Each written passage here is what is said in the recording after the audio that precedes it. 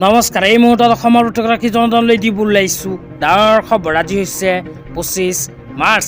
আজি অসমৰ লাখ লাখ দুখীয়াসকললৈ কেইখনমান চৰকাৰী আঁচনিলৈ দিব ওলাইছোঁ ডাঙৰ খবৰ।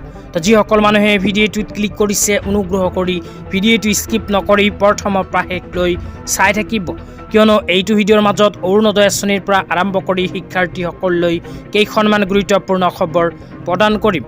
অনুগ্ৰহ কৰি ভিডিঅ'টোত ক্লিক কৰিছোঁ যদি ভিডিঅ'টো স্কিপ নকৰি প্ৰথমৰ পৰা শেষলৈ চাই থাকিব।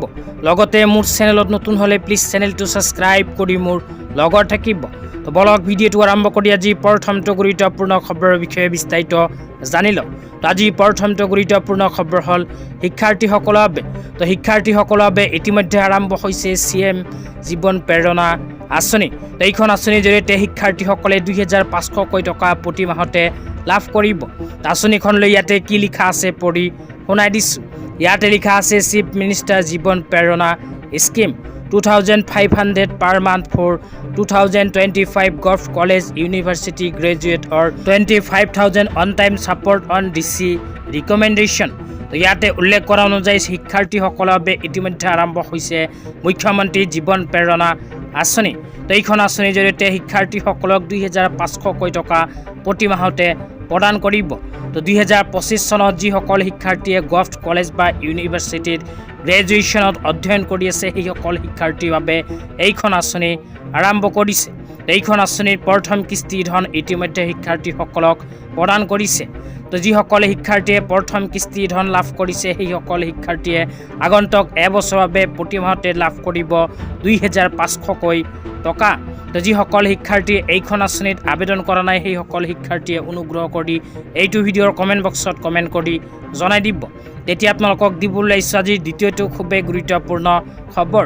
তো আজিৰ দ্বিতীয়টো গুৰুত্বপূৰ্ণ খবৰ হ'ল আয়ুষ্মান কাৰ্ড লৈ।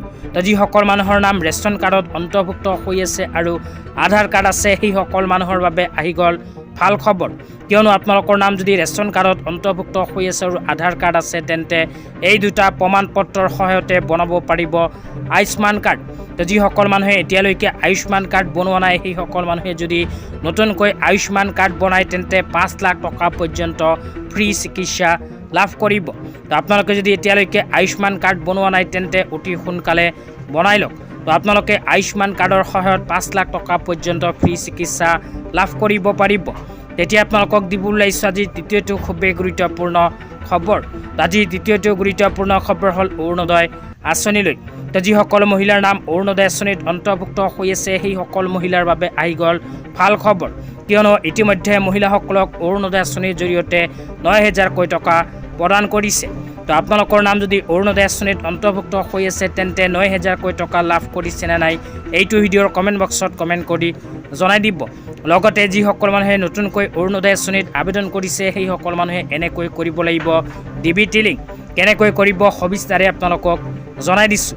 তো DBT লিংক কৰাৰ কাৰণে আপোনালোকে মোবাইল স্ক্ৰীনত চাব পাৰিছে এনেকৈ এখন ফৰ্ম ফিল আপ কৰি জমা দিব লাগিব।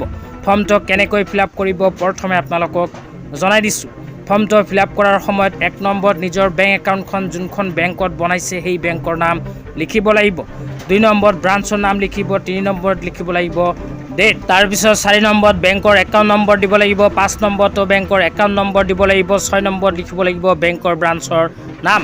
7 নম্বৰত আপোনালোকে মেপ ইট এট NPCI যে লিখা আছে এইটো অপশ্যনত টিক কৰিব লাগিব। এইখিনি কৰাৰ পিছত স্ক্ৰল ডাউন কৰি অকণমান তলত আহিব। তলত অহাৰ পিছত 8 নম্বৰত দিব লাগিব আধাৰ কাৰ্ড নম্বৰ। 9 নম্বৰত দিব লাগিব নিজৰ নাম। 10 নম্বৰত ছিগনেচাৰ কৰিব লাগিব। 11 নম্বৰত আকৌ নিজৰ নামখন লিখিব লাগিব। 12 নম্বৰত মোবাইল নম্বৰ দিব লাগিব। 13 নম্বৰত দিব লাগিব ইমেইল এড্ৰেছ।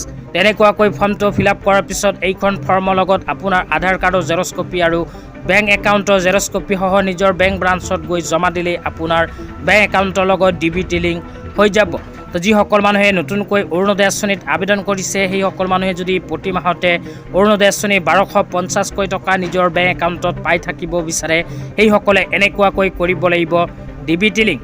তো আজি ইমানেই। ভিডিঅ'টো চাই কেনে পালে নিশ্চয় এইটো ভিডিঅ'ৰ কমেণ্ট বক্সত কমেণ্ট কৰি